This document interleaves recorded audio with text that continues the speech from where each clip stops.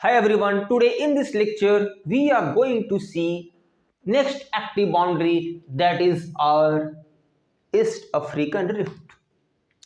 आज हम अपने इस प्यारे से एक छोटे से लेक्चर में ईस्ट अफ्रीकन रिफ्ट कवर करने जा रहे हैं। हमने प्रीवियस लेक्चर में सरकम पैसिफिक बेल्ट कवर कर लिया है और वहां पर हमने काफी एक्सटेंसिवली देखा था कि सरकम पैसिफिक बेल्ट कैसे बने थे। हमने वहां यह देखा था कि यहां पर ओशियनिक प्लेट का कन्वर्जेंस ओशियनिक कॉन्टिनेंटल प्लेट का कन्वर्जेंस हो रहा था। तो हमारा जो ईस्ट अफ्रीकन रिफ्ट है यहां पर क्या होगा, दो प्लेट्स में कन्वर्जेंस होंगे या डाइवर्जेंस होंगे। अगर हम एरो के साथ देख रहे हैं तो यहां पर यह देखने को मिल रहा है कि यहां पर डाइवर्जेंस होगा। Divergence of what? Multiple plates. जो भी यहां प्लेट्स प्रेजेंट होंगे इनके बीच में क्या होंगे? डाइवर्जेंस। ये अपने आप से अलग होंगे, दूर जाएंगे। तो ये जो ईस्ट अफ्रीकन रिफ्ट है ये एक्चुअली है कहां? ये हमारे अर्थ पर कहां प्रेजेंट है? हमने सरकम पैसिफिक बेल्ट में देखा था। अलोंग सरकम पैसिफिक बेल्ट में हमने अलोंग पैसिफिक ओशन देखा था। तो ये कहां पर है? ये हमारे eastern part of Africa continent है। ये जो रिफ्ट क्रिएट हुई है ये रिफ्ट कहां क्रिएट हुई है? At the eastern part of Africa continent. जैसे यहां पर देखिए ये जो अफ्रीका कॉन्टिनेंट है जिसका मैंने एक रफ स्केच ड्रॉ किया है, क्या यहां ईस्टर्न पार्ट में एक रिफ्ट का क्रिएशन नहीं हुआ है? हुआ है। तो ये जो रिफ्ट क्रिएट हुए हैं ये रिफ्ट क्या आज क्रिएट हुए हैं, कल क्रिएट हुए हैं? नहीं, मिलियंस ईयर्स बैक ये रिफ्ट क्रिएट हो चुका है। अब बोलोगे सर ये आप बार बार एक वर्ड यूज कर रहे हो रिफ्ट। What is rift? अगर हम रिफ्ट को अगर एक लेमन लैंग्वेज में समझे, एक साधारण भाषा में समझे, जिसको क्या बोलते हैं? दरार। इसको हम बोलते हैं ह्यूज क्रैक। अगर धरती जब फट जाती है, धरती बहुत बड़े अगर दरार आ जाती है, इसको हम क्या बोलते हैं? रिफ्ट। और इसके पीछे रिस्पॉन्सिबल कौन है? हमारे जो एस्थेनोस्फीयर में कन्वेक्टिव मैग्मा करंट्स जो अक्सर साइक्लिक फेज में ऐसे ट्रेवल कर रहे हैं, उन्होंने हमारे रिफ्ट का क्रिएशन किया है। क्योंकि हमने पढ़ा था कि what ever with the plates, जो भी प्लेट्स होते हैं हमारे एस्थेनोस्फीयर पर ट्रेवल करते हैं, फ्लोट करते हैं। और प्लेट्स को हमने क्या पढ़ा था? डिवाइड्स ऑफ लिथोस्फीयर, जिनका डिवीजन हमारे इंटेंस हीट जो एस्थेनोस्फीयर में प्रेजेंट रहते हैं उन्होंने क्रैक्स डेवलप किए हैं। क्रैक्स डेवलप्ड है, प्लेट्स डिवाइडेड फॉर्म में है, तो वो एक स्थिर थोड़ी रहेंगे, वो तो मूव ही करेंगे। जैसे कि अगर हम नाव पे बैठ जाते कैसे मूव करते हैं, यहां वहां जाते हैं, वैसे हम आज प्लेट पर बैठकर तैर रहे हैं, फ्लोट कर रहे हैं, बट हमें ये महसूस नहीं होता है। बट सच्चाई तो यही है कि we are floating on the plate over asthenosphere. हम प्लेट पर बैठकर एस्थेनोस्फीयर के ऊपर तैर रहे हैं, बट ये विजिबल नहीं है ऐसा, ठीक है। तो ये जो ह्यूज क्रैक जो डेवलप्ड हुआ है हमारे eastern part of Africa continent में, यहां पर देखिए, यहां पर मैंने मेंशन किया है। तो ये जो है इसी का मैक्रो व्यू मैंने यहां पर दिखाया है। ये हमारे क्या है? मैक्रो व्यू है। तो ये जो भी रिफ्ट है, ये रिफ्ट को जो मैंने काफी एक एनलार्ज करके दिखाया है उसे हम डिटेल में देखते हैं। तो अगर हम यहां देखें तो यहां पर जो प्लेट्स है हमारे, तीन plates, Somalian, Nubian and Arabian plates, ये तीनों रिस्पॉन्सिबल है हमारे इस दरार के लिए। एक्चुअली इसे रिस्पॉन्सिबल तो नहीं बोल सकते हैं, बट ये एट प्रेजेंट आपस में अलग हो रहे हैं, तो हम बोल सकते हैं कि ये आपस में अलग हो रहा है, मतलब यही कारण है। तो ये जो तीनों प्लेट्स हैं ये तीनों कैसे? Continental in nature. हम इसे क्यों बोल रहे हैं कॉन्टिनेंटल? इसका मतलब ये कि इसका जो बेस होगा ऑब्वियस से क्या होगा, कॉन्टिनेंटल प्लेट। अगर हम देखें सोमालियन प्लेट किससे डिराइव हुए हैं, सोमालिया है कंट्री से, और जो कंट्री है, country is a land mass, तो लैंड मास है तो उसका बेस क्या होगा, कॉन्टिनेंटल प्लेट। तो ये भी सोमालियन प्लेट सोमालिया कंट्री से डिराइव हुआ है, तो इसका नेचर क्या है, कॉन्टिनेंटल प्लेट। अगर हम न्यूबियन प्लेट को देखें तो what is Nubian plate, Nubian desert है सूडान में, और सूडान इज ए कंट्री। और ये देखिए ना, ये लैंड मास ही है ना, तो ये अगर लैंड मास है, ये कॉन्टिनेंट है, तो कॉन्टिनेंट का नीचे का बेस क्या होता है, कॉन्टिनेंटल प्लेट। तो इनडायरेक्टली हम बोल सकते हैं कि ये तीनों का नेचर ही कॉन्टिनेंटल है, नॉट ओशियनिक। और वो देखिए अरेबियन प्लेट, अरेबिया पेनिनसुला से डिराइव हुआ है, तो ये तीनों क्या है, कॉन्टिनेंटल प्लेट है। और अगर एरो से अगर हम ये समझ पा रहे हैं कि ये जो सोमालियन प्लेट है और ये जो न्यूबियन प्लेट है, इन दोनों के बीच में क्या हो रहा है, डाइवर्जेंस, और अरेबियन और न्यूबियन प्लेट के बीच में क्या हो रहा है, डाइवर्जेंस। तो उन्हीं डाइवर्जेंस की वजह से ये रिफ्ट क्रिएट हो चुका है। तो क्या ये डाइवर्जेंस सिर्फ वहीं तक सीमित है, नहीं, ये और बढ़ेंगे, ये दरार और फैलेंगी, बढ़ेंगी। अगर हम इसे कॉमन एग्जांपल लें तो कैसे, अगर किसी दोस्त के बीच में या किसी फैमिली के बीच में अगर रिफ्ट क्रिएट हो जाता है, अगर दरार आ जाती है उन रिलेशन के बीच में, तो क्या धीरे धीरे बढ़कर दोनों अलग नहीं हो जाते हैं।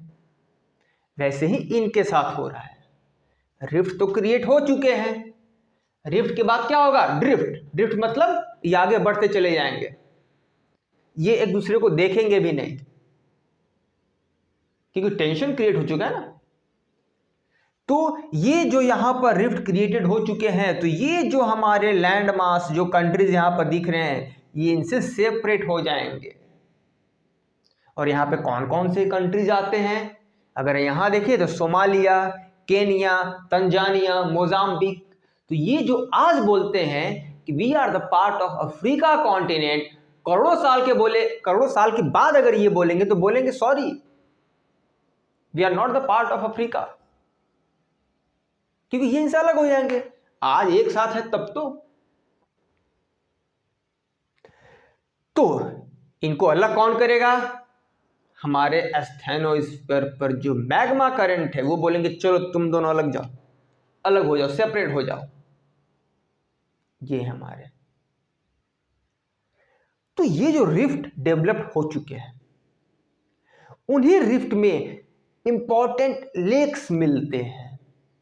अगर उस लेक को हम देखें तो देखिए यहां पर लेक तुर्काना, लेक मलावी, नयासा। अगर मैं यहां देखें तो एल्बर्ट, इडवर्ड, कीवू, तंग्यानिका, रुकुआ। तो ये जो भी डिफरेंट लेक्स हैं हमें हमारे इस अफ्रीकन रिफ्ट में ही मिलते हैं। तो क्या ये जो लेक्स हैं करोड़ों साल के बाद भी ये ऐसे ही रहेंगे, नहीं, ये इनके जैसे हो जाएंगे, रेड सी जैसे, नाम अलग रहेगा बट ये भी किस में कन्वर्ट हो जाएंगे, सी में। क्योंकि ये जो रेड सी है आज है ना रेड सी, बट बहुत साल पहले, बहुत करोड़ों साल पहले ये दोनों भी आपस में क्या थे, अटैच्ड। तो यहां भी पहले क्या हुआ होगा, ऐसे ही रिफ्ट क्रिएट हुआ होगा, इसके बाद ड्रिफ्ट होकर काफी दूर हो चुके हैं। तो अगर ये आज ऐसे दिख रहे हैं, करोड़ों साल के बाद कैसे दिखेंगे, काफी दूर, उनके बीच में इंट्रूजन ऑफ ओशियनिक वाटर हो जाएगा, पानी घुस जाएंगे समुद्र के पानी, तो वो बन जाएंगे सी, और ज्योग्राफर उस सी का नाम देंगे, एक पर्टिकुलर सी का नाम। तो ये जो है ये पहले ऐसा ही था, तो ये इसे देखकर बोल रहा होगा कि मैं भी तुम्हारे जैसा ही था पहले, बट आज मैं बड़ा हो गया। तो ये छोटा भाई, तो ये बड़ा भाई, इसको भी बड़ा होकर ऐसे ही बनना है। इसीलिए हम इनका फ्यूचर देख सकते हैं इसके फॉर्म में, और अफ्रीका एज अ कॉन्टिनेंट जो ऐसे दिख रहे हैं करोड़ों साल के बाद ऐसे नहीं दिखेंगे, क्योंकि ड्रिफ्टिंग हो रहा है। अब अगर ये यहां पर ऐसे हो रहे हैं तो हमने जो पॉसिबिलिटीज देखे थे प्लेट्स का कन्वर्जेंस, डाइवर्जेंस और ट्रांसफॉर्म के फॉर्म में, तो डिफरेंट आउटकम्स देखे थे। अगर जब कभी कॉन्टिनेंटल प्लेट आपस में अगर डाइवर्ज करें, आपस से अगर दूर जाएं, तो वहां हमने आउटकम्स में क्या देखे थे? Block mountains. हाँ, यहां ब्लॉक माउंटेन्स मिलते हैं। मितुम्बा और मुचिंगा अगर आपने देखा होगा, अफ्रीका कॉन्टिनेंट में देखिएगा, यहां पर आपको मितुम्बा और मुचिंगा ब्लॉक माउंटेन्स दिखेंगे। तो हमने जो पढ़ा था आउटकम्स, ब्लॉक माउंटेन्स मिलते हैं यहां, अर्थक्वेक्स मिलते हैं यहां, क्योंकि वहां की जो भी गवर्नमेंट होती है वो हाईवेज तो बनाते हैं, रेलवेज नेटवर्क्स तैयार कर रहे हैं, बट उस रिफ्ट के कारण वहां पर क्रैक्स डेवलप हो जाती है, जिसकी वजह से काफी उन्हें दिक्कतों का सामना करना पड़ता है, और वो तो होने ही वाले हैं। And that is a natural, not a man made. वो होने ही है, वो कितना भी कुछ कर ले वो होकर ही रहेंगे। वो तो आज इतना हो रहा है ना, धीरे धीरे और बढ़ते जाएंगे। और हमने वहां वोल्केनिक इरप्शंस नहीं देखा था। दो कॉन्टिनेंटल प्लेट के बीच में जब डाइवर्जेंस होते हैं तो हमने वहां क्या देखा था? No volcanic eruptions. No volcanic eruptions कहने का मकसद ये है, ऐसा नहीं कि टोटली वहां वोल्केनिक इरप्शंस होंगे ही नहीं, होते हैं, but at the base level, जो नाक के बराबर दिखते हैं, जिसका आउटकम्स हमारे अर्थ सर्फेस पर हो ही नहीं रहा है, तो उसे मैं क्यों बोलूं कि वोल्केनिक इरप्शंस वहां हो रहे हैं। बट यहां पर तो वोल्केनिक इरप्शंस हमें अर्थ क्रस्ट पे मिल रहे हैं in the form of mountains. ऐसा क्यों?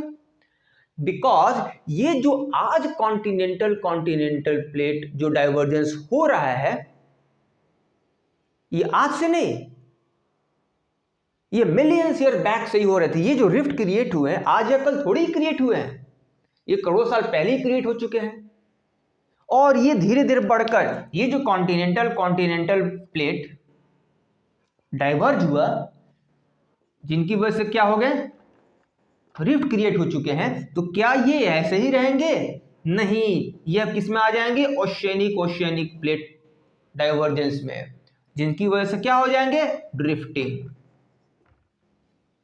अगर अब आज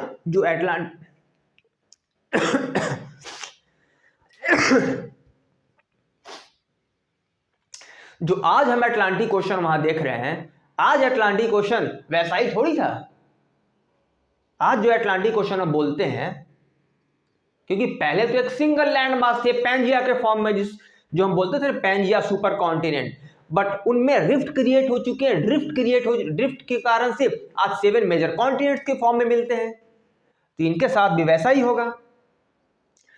तो करोड़ों साल पहले ये ऐसे ही थे, बट आज इनके आउटकम्स इनके फॉर्म में हो चुके हैं। आज ये इनके इनिशियल फेज में पहुंच चुकी है ये रिफ्ट, जिनकी वजह से क्या हो रहा है? ड्रिफ्ट। तो ऑब्वियस है, जब यहां आ चुके हैं तो यहां पर हमें क्या मिलेंगे? Volcanic eruptions. इसलिए यहां पर वोल्केनिक माउंट्स मिलते हैं। And the most common is Dalafilla in Ethiopia. 2008 के ही आउटकम्स है ये। 2008 में ही वोल्केनिक इरप्शंस डेलाफिला मिला है। डेलाफिला वोल्केनिक इरप्शंस 2008 के ही एविडेंस है। तो पहले तो बेचारे ये अर्थक्वेक से ही परेशान थे, बट अब यहां वोल्केनिक इरप्शंस भी होंगे, इसलिए बैड लक है इनके लिए, क्योंकि यहां पर अर्थक्वेक्स आएंगे, वोल्केनिक इरप्शंस धीरे धीरे और बढ़ेंगे, तो इन्हें तो दिक्कतों का सामना करना ही पड़ेगा। बट नेचर से कौन जीत सका है? जैसा नेचर चाहेगी वैसा ही होंगे। अब हम ये 3 प्लेट को अगर देखें, ये 3 प्लेट है, ये 3 प्लेट के डाइवर्जेंस के कारण ये डेनाकिल डिप्रेशन क्रिएट हो चुका है। अगर सपोज कि ये किसी चीज को ये ऐसे खींच रहा है, उधर से खींच रहा है, तो इन तीनों के खिंचाव के कारण डिप्रेशन क्रिएट होंगे। वही यहां पर डेनाकिल डिप्रेशन के नाम से जाना जाता है। तो ये जो डेनाकिल डिप्रेशन है, वहां में लिखा है ट्रिपल जंक्शन। अब वो ट्रिपल जंक्शन इन तीनों प्लेट्स का है, और वो किस रीजन में क्रिएट हुआ है? अफार रीजन में। तो ये जो रीजन है ये जो रीजन है यहाँ का, this region is known as, अगर मैं ये रीजन की बात करूं, ये रीजन, तो ये रीजन कौन सा है?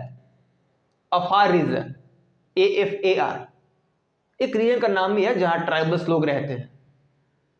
सुनो क्या बोलते हैं? Afar triangle. Why triangle? क्योंकि देखिए ये डिप्रेशन से एक ट्रायंगल के फॉर्म में डेवलप हुआ है, इसलिए अफार ट्रायंगल, डेनाकिल डिप्रेशन, ये सब वहां पर आउटकम्स हुए हैं इन 3 प्लेट के डाइवर्जेंस की वजह से। तो ये सब चीज तो हमने देखा अभी धीरे धीरे, बट एक चीज यहां पर मिस हो रहा है हमसे, लेक विक्टोरिया।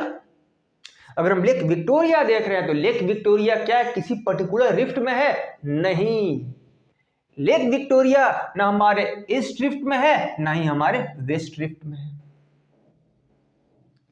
तो लेक विक्टोरिया ना हमारे ईस्टर्न रिफ्ट में आते हैं ना ही हमारे वेस्टर्न रिफ्ट में आते हैं। तो क्वेश्चन ऐसे फॉर्म हो सकते हैं, मल्टीपल लेक्स हमें दिए रहेंगे जिनमें एक लेक विक्टोरिया भी रहेंगे, और इनमें ये पूछेंगे कि which one of the following lake is not found in the rift, तो ये हमारे लेक विक्टोरिया होंगे। ऐसे क्वेश्चंस आते हैं। तो ये जो भी लेक्स हैं, ये जो रिफ्ट हैं और ये जो डेनाकिल डिप्रेशंस हैं, अगर हमने इन्हें एटलस में केयरफुली नोट किया, देखा, समझा, तो काफी सिंपल हो जाते हैं हमारे लिए।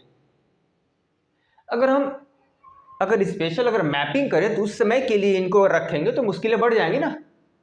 इसलिए जैसे जैसे हम पढ़ रहे हैं वैसे वैसे अगर हमारे नॉलेज बढ़ते जाएंगे, इसके बाद अगर हम अलग से अगर मैपिंग का क्लास करें तब वहां ये सब जो टर्म आएंगे उस समय काफी सिंपल हो जाएंगे, because each and everything is linked with each other, nothing is separate. इसलिए हमने डिफरेंट लेक्स यहां देखा। अब जब कभी अगर अफ्रीका कॉन्टिनेंट पढ़ेंगे तो वहां ये जो लेक्स आएंगे तो हमें ध्यान में आना चाहिए, अच्छा ये लेक हमने पढ़ा था कहां? ईस्ट अफ्रीकन रिफ्ट में। तो ऐसा ही है।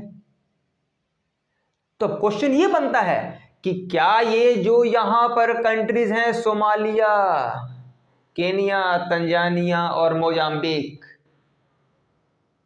क्या ये एक साथ ही रहे करोड़ों साल के बाद? नहीं, ये करोड़ों साल के बाद इनसे सेपरेट होकर अलग हो जाएंगे। तो आज कहने के लिए है, but in future sorry to say ये इनके साथ नहीं रहेंगे। तो आज हमने ये सब कवर किया, तो आई होप, आई विश कि हमने जो कवर किया है आपने उसे अच्छे तरीके से समझा होगा, आपने उसे केयरफुली सोचा होगा कि ये एक्चुअली हो कैसे रहे हैं।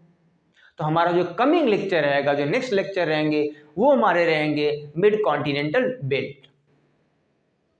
तो आज के लेक्चर को हम यही विराम देते हैं, इसका द एंड करते हैं, आज के लेक्चर का द एंड करते हैं और मिलते हैं अपने नेक्स्ट लेक्चर में नेक्स्ट एक्टिव बाउंड्री के साथ। टिल देन, जय हिंद, जय भारत।